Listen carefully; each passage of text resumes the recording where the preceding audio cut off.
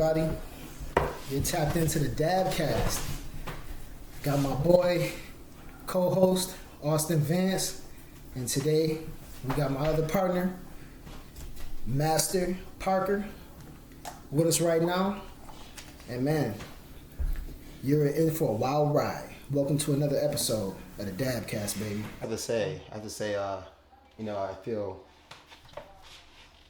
a little bit, What's going on, man? I gotta try to be like you. Trying to, but listen, I'm good to be on here. Good to be with you guys, and I think people might not know that how long we know each other for a very long time.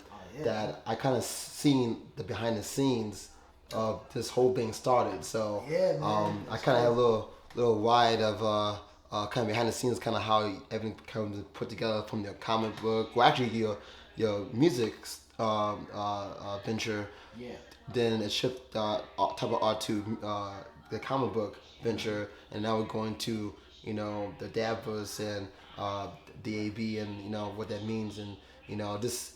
You playing around with the different logos and stuff. I mean, I've seen all behind the scenes, so it's been seeing this right now. I mean, when they say it takes a lot of work, it takes a lot of work. Yeah, no, seriously, man. I've seen it, so congrats to both you guys, and I met Austin, a nice guy too. I'm glad they did meet you through Jamal, and they want to do a podcast called a Dabcast, and I'm a dad joke person, so I'm like, when I saw Dabcast, I'm like, I'm like a geek, I'm like, ooh, Dabcast, like podcast, but it's branding. I love it, so I'm all about it. So thanks for having me. Of course, man. Yeah, one of my oldest childhood friends is also a master martial artist, 5th degree black belt. Wow, that's crazy. It's crazy, and it's crazy because me and him started out together doing martial arts, and then I went on to become a boxer and compete in national tournaments and stuff like that, and he took his route, and then we still let us, back today, knocking stuff out, creating amazing content, man, and that's the goal, that's the key of DAB, and like we say, man, it's a lot of stuff going on out here in the world, and the goal of DAB is to inspire creativity, motivate, and to save the world one story at a time, man. Ooh, so gave me chills. Yeah, let's go. Like Tom Cruise chills, like ooh, one story, one at a time. It's like, man, coming soon. Like that. Soon, right? I love that. Yeah, man. So today, man, we just want to get into martial arts and its place in the cinematic world, the movie world, right? Marvel, DC, the main guys right now. See, it's a little bit of background, man. When we grew up, I grew up on not only some Marvel movies, but like the old school, Jackie Chan, Bruce Lee, all these stuff. And now we see a shift from, a lot of people are talking about it in this community. We see a shift from like the traditional action movies of like, Jet Li, to Jackie Chan, Bruce Lee, Michelle Yeoh. Jason Statham even. Jason Statham. I mean, you think about it, just people that new school, even like the Fast and Furious franchise. Right. Like, Jason Statham, John Cena, like people that, you never thought they would be martial artists, but then they're just popping up and just like perfecting their craft and just, having these cool fight scenes that's like, whoa. Yeah, it's crazy how like it went from the traditional, like, the cinematic martial artists of the Asian culture now transitioning over into Western culture, right. with Absolutely. Like Fast and Furious. We grew up on the Matrix, yeah, right? So Keanu Reeves, all of this stuff. Now, Keanu Reeves himself is not a martial artist, but the way they've transitioned to you can see the difference. Like when you see a Jackie Chan movie, you know that's actual Chinese kung fu that's done in that movie. Right. If you see like the people in the Karate Kid movies and Cobra Kai. Right. So the stuntmen are more trained than the actual actors, obviously. Absolutely. But when it gets down to it, I kind of miss those old Chinese movies, man. Crouching Tiger, the Hidden Dragon, right? stuff like that. And so, like now, they're adapting it. Superhero movies are taking the place of that stuff. Well, I think so too. I think that, I mean, see, like you said, back in the day, we had our martial art movies and we had our superhero movies. Right. There was no like clash. There was no intertwining. There was no intertwining. Yeah. Now it's like you can't have an action movie without martial arts in there. Right. Like what if it's Fast and Furious or what if it's the Avengers? Both of them have fight scenes in it, and it's like, yo. Okay, yeah. It's like, that's insane. But see, back then, if you want to go to a martial arts movie, you have to really look up, like, martial arts movie titles. Like, you can't, like, you go to, like, for example, like, Fast and Furious, the very first Fast and Furious movie, it's all about just racing cars and just, like, stealing cars and, like, drug dealing, some of that. There was not, I mean, maybe one or two fight scenes, but it wasn't like, that was not the main purpose of that video, Right, and it was like your old Western type of fighting. Like, we know the difference between a fight scene and a martial arts choreographed fight scene. Like, it would be like a boom, a punch in the face, a grab, a tackle. Yeah. That was the most. But now you got freaking, what was it, Fast 7 or 8? Tony Jaa was in there. Yep. Just like whooping. He was just beating Paul Walker up. Rest in peace, Paul Walker, man. Yeah. Legend. But yeah, like you got stuff like that in there now. So I mean, it's just the impact that martial arts has when you're making fights, because they just realize, man, if you want to make a good fight scene, you gotta have some martial arts in there. You have to, and even Keanu Reeves. I mean, like you said, he's not a martial artist, but see, you can appreciate, and especially me, like doing it, as one of my careers, like over time, like when someone, even if they're not a martial artist by nature, they put the time and effort into learn a fight scene. Like when they're punching or when they're taking a punch or blocking and so forth, you can tell that like Keanu Reeves. I keep saying Tom Cruise because, I mean, outside martial arts, Tom Cruise, he's a bad MF. He's bad. He's crazy. He's bad. Like, I saw the trailer for the new Mission Impossible movie, and he literally, and I actually saw a YouTube video of him, like, doing the stunt scene with the motorcycle. That is actually Tom Cruise. Right. On the motorcycle, driving off the cliff. I think it's in Siberia or something. Like, it's in Europe. Like, literally jumping off, and then parachuting. It's not CGI, it's him. It's him. And that's insane. And I feel like Keanu Reeves, same thing. I mean, I know John Wick is kind of like, more, I mean, it's obviously really great movies, but more kind of like the supernatural type of realm, but still, like, he has to put the basic in. And not a lot of people or actors, or actresses, they still try to infuse, okay, I'm going to do like this. And then, okay, cut, okay, stunt double, come in. They have that now. And even our movie we made, Dragged In, same thing. I know, and I know I'm going to put it on blast, but I know you kept saying, let's do like, chest protectors and stuff, and, let's pretend to hit each other because, we can make it look good. And Austin, phenomenal. He's a G with the camera working behind the scenes. But I kept trying to tell Jamal, no, we don't do it. Let's do it real. Right. Like, I'm gonna, like that, if you watched them Dragged In, if you haven't watched it yet, I'm dragging you in right now. See what I did there? Yeah. See what I did there? But go on YouTube or follow our link, the DAB link, social media, watch the movie. That one scene, I'll be honest with you, I didn't have the best. I think some of the other fight scenes in the movie were better than our fight scene, I'll be honest with you. I know, because timing and everything, it's all scheduling. Right. But the jump spinning back kick, that I actually did kick him in the chest, and he actually did fall. Yeah, like no, that was that's one of my favorite fight scenes. Me fighting Derek and Daniel. I like that, like me the 2-on-1s. But the ball scene was dope, and like I feel like it's all come down to training too. Like in our movie Dragged In, again, go to YouTube.com. Dynamic Adventurous Business, Dragged In. 2023, check that out because it's epic. See how it's just so smooth with the segue, just so smooth with the branding, so smooth. But hey man, the fight scenes were immaculate, and I know that I like a lot of guys. They've been doing martial arts for years. I'm naturally a dancer and can choreograph, and so that comes in too with that, and that played to my agility. But I could have trained maybe a little harder for those scenes because there are a lot of like stunts I wanted to do that I couldn't do. And and that's where the realm of like stunt doubles come in. But like I said, the greatest scenes you see are guys that are actually out there doing it. Jackie Chan, Bruce Lee, Mark Dacascos. He great underrated guy. I think if you ask me, in my opinion.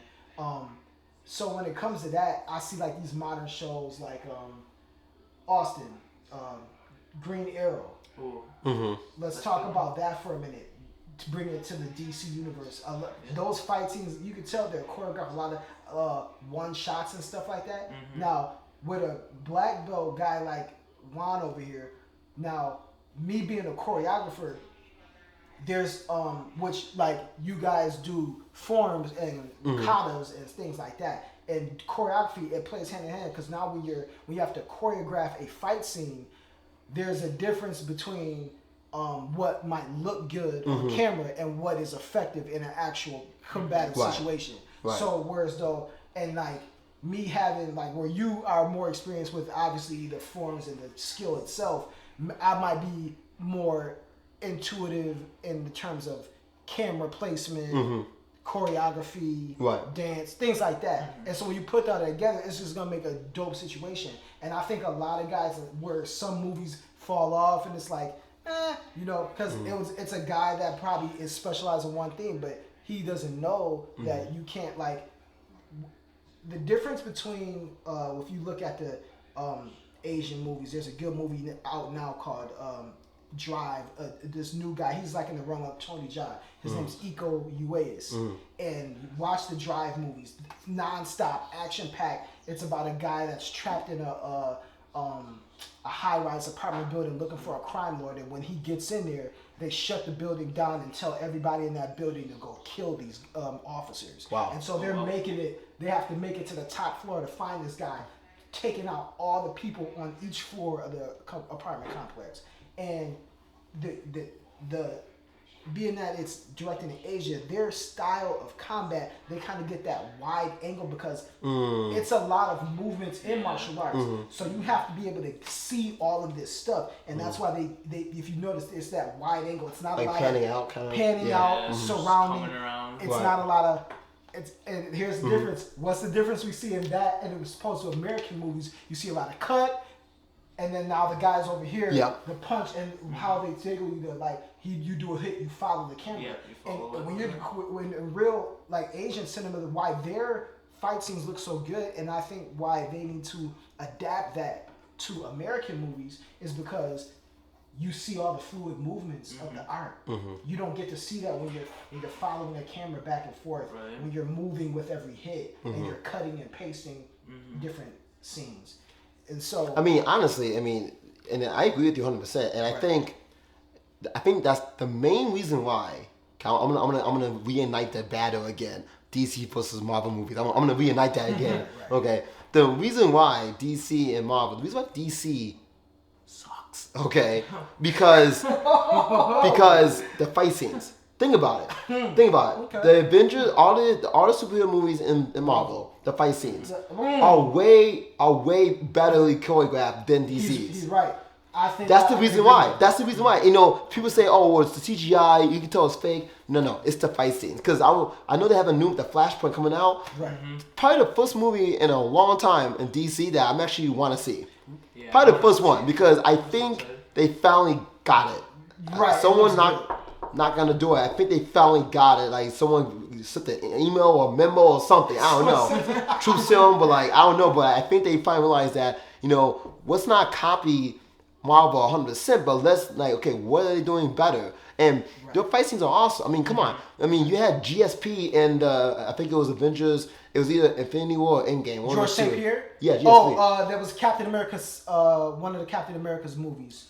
Remember when he drove off the boat. Helicopter and got on the boat, and him and George St. Pierre were going kick for kick. He like threw was the it shield down. Was it Captain America that or was Civil it War? Oh, it was Civil. Yeah, okay, Civil yeah, War. it was So yeah, like that movie. I mean, I love GSP. I mean, even before, and that was beautifully choreographed. That was amazing. That was amazing. And I'm seeing that back then, even though I'm talking like 7 years ago now, because how time flies. But I'm seeing that in the movie. I'm like, this is why DC can never be at the level of Marvel, because they don't have the skill people for the fight scenes, or they don't have the skill choreographing, or like the camera, or someone that knows camera angles of fights. Yes, You know, you have to know your angles. Because you could be like, you can go to school for, all that stuff. Yeah. But if you never actually like record a fight scene, you're gonna. It won't mean squat. Right. There's guys, So, and like how we know, there's guys that could have you can have a $20,000 Red Pro camera, which is the best camera out right now, right on the market.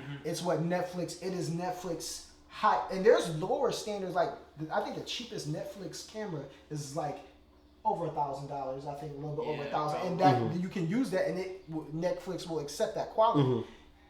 But the most expensive standard is the Red Pro camera. It's like $20,000-$30,000, and a guy can have a $500 camera and he knows what he's doing versus this guy that has this huge rig, and his will come out way better than his quality because he knows how the angles and what to do. Absolutely. Speaking of what I know you also had some questions about DC and Marvel in terms of the fight scenes, and me and you follow a couple of producers and filmmakers on Instagram. Yeah. I believe Marvel is not working with a particular stunt actor that worked directly with Andy Chang. Again, implementing those Asian companies or Asian actors or Asian producers that know what worked over there and know how to implement it over here. Andy Chang worked with Jackie Chan's stunt team. Yeah, see, so you need it, and guess what? He and big fans of ours, the Corridor Crew, and shout out to Corridor Crew, man. Those guys are amazing, man. Hopefully we can work with one of those guys one day. But there's one guy, Guy De Silva, the guy, he was the stunt man for the stand-in for Chadwick Boseman. Chadwick Boseman did do a lot of that stuff himself, but he's the guy in the suit. Guy, Guy, I hope I'm not butchering his name wrong, but he's the guy in the Black Panther suit doing the crazy stuff. Wow. The corkscrews, the all, the... Shout out to Chadwick Boseman, man. Yeah. I mean, that's... Man, I never, I shouldn't say that. I never paid attention to Black Panther. I'm not gonna lie. When it first came out, because... you were part of the craze to go see it? No, because, again... And it's kind of interesting how you said it, because again, I don't, I'm a workaholic. I don't watch movies at all. I mean, unless it's like a holiday weekend or I have like vacation time, but which is never. So I mean, so I don't follow the stunt team and stuff that like you guys do. But the fact that you mentioned that with Marvel's production team, and I didn't even know that, but I can just tell the difference between DC and Marvel fight scene. You already knew that. It's like you could tell that something was off. Yeah, that makes total sense, But Chadwick Boseman, I mean, he did such a great job with that Black Panther movie and that whole concept. I mean, he made me like another superhero that I never liked before. Not because I didn't like him, because I just didn't know about him. Right. Because there's so many superheroes. Yeah. So I'm a classic guy. I mean, believe it or not, I'm bashing DC, but I'm actually, if you told me what superhero, I'm actually more on the DC side. I love Batman. I mean, I'm a Batman fanatic. So, hold on. So, listen, I know it's, this is your baby. So I know you brought me out here to ask the tough questions about, what's real, what's not real in the martial arts movies, and, can people really do that? So I heard you got a couple questions for me. So our first question is, what are the difference between fighting, on camera, obviously you're not hitting, but the form itself, compared to actual practical for self-defense? Yeah, that's like a SAT question, man. Oh my gosh, Jamal, you didn't give me notes to study, man. Asking these tough questions here. Jeez, trying to bring me on your podcast and then ask the impossible questions. I see you trying to do. How we're best friends. Man, I ain't trying to put you on there like that. No, So okay, so let me start at this step. So step one. So self-defense, obviously, it's all about awareness, all about knowing your body, what you could do good, what you could do bad. Everybody's different. Everyone has different styles of learning things, right? So maybe, and if someone headlocks you, maybe you want to get out of it a different way than if someone headlocks Austin or someone headlocks me, right? So with the movies, I truly believe that those fight scenes that are good are the ones that they're just sequences of self-defenses, right? It's like, self-defense attack 1, then attack 2, then attack 3, then attack 4, and then it just done in a nice, smooth, effortless way that it's kind of like, breaking it down, but also you see a progressive flow, okay? I used to do a seminar with David Kovard, and he's big with progressive self-defense, they call it. And it's just, okay, if you attack me, I block this way or this way, and then after I block your attack, then, I attack you, and then you block my attack, and it kind of goes like back and forth, right? So the fight scenes that you see in the movies that are really good ones, those are the ones that, if you really study closely, and then maybe next episode, you invite me on, we can actually have like, some detailed scenes that we can like really like kind of like in college to kind of go over step by step, break it down next time. But in generally, like you can kind of, after you watch it a few times, you can kind of see, okay, so this leads into that, which leads into that, which leads into that. You can kind of see a flow. When the thing about makes movies cool is that it's that shock factor, right? If you go to see like the next Marvel movie, okay, I already know which one it is because they got so many now. So forgive me for not knowing the next chain of movie in the Marvel universe, but the next, whichever one's coming out next, if you watch it the first time, oh wow, that's a cool fight scene. Oh my gosh, whoa, oh he did this and that. But then if you go back and actually watch it like over and over again, because it's maybe your favorite movie, you can see, okay, because he did that because the bad guy did this, but he knew he was going to do that. So now he's letting the bad guy do that, so he can just do that. So it's kind of like playing chess. Like my pawn is going to move here, but you don't care about I don't care about your pawn or your bishop. I care about the queen. Okay, so I'm setting it up to try to get to your queen. You know what I'm saying? Wow. Listen, I'm not people calling in from all. I'm not taking your queen. What are you trying to do? Call your boys off of me, man. Jeez. Hey man, this is what happens when you're in the studio, man. Jeez. But yeah. So that's why I feel like self-defense. I mean, a lot of fight scenes they take from self-defense. They take it from World Self-Defense application and they put it into the movies. And those are the best ones. But of course you have like the supernatural movies as well that it's all fake. It's just it's just for fun. So I think that's the big difference. Right. Yeah. So going off that into now like the comic book world and kind of looking through like comic books, fight scenes. Like say you said you love Batman, so like his fight scenes, are they realistic or are they like there's no way a man should be able to do that? Sorry, that was my dog. My dog was very, very. he was in very. She's actually like 7.5 to 8, going on 8. But she even fooled my vet. The vet thinks that she's a puppy. I'm like, no, she's not a puppy. She's been around a long time. All those puppy eyes. Okay. What were you saying? Also said anything? So I was just talking about going off from what you were talking about with the movies. Now switching over with like since we're writing our comic book Black Bolt Chapter 2 coming out soon. Yeah. Make sure you tap in. Get Chapter 1 right now on dynamicadventuresbusiness.com. It's DAB. Yeah. So you said you were a big Batman fan. So looking at like the comic books and him fighting in like comic books, are they realistic or is it something like there's no way a man should be able to do that? Like obviously he's got his gadgets and stuff that make him Batman, but like when it comes to actual hand-to-hand physical like combat. It's funny because Batman, I mean, there's always the age question, who's better, Batman or Superman? Who's stronger? I mean, that's always the question. And you want to say Superman like right away. You want to say Superman from the beginning. But can Batman really take all those punches? You're asking me. I mean, let's break it down. So if Batman was really that superhuman and did it the old-fashioned way of just working out, I mean, he would have to work out at least 3 times a day, which probably means that he has no social life. Probably has a lot of free time on his hands. Right. I mean, you laughing because you see where I'm going with this. I mean, you laugh, but it's kind of true. I mean, yes, he has that playboy facade because he's Bruce Wayne. Right. But think about it. Besides outfit, I mean, what is he doing?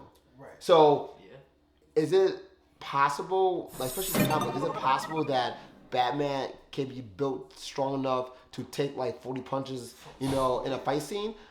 I think yes, because of the background. Well, they said that he was in the comics. They say his body is the peak of human capability.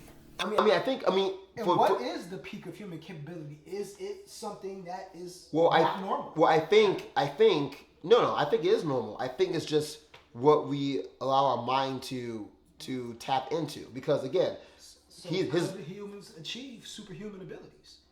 Well, it's a superhuman if it's done through a human, though. You know what I'm saying? I mean, what is superhuman? Like X-ray vision or laser vision, that's superhuman.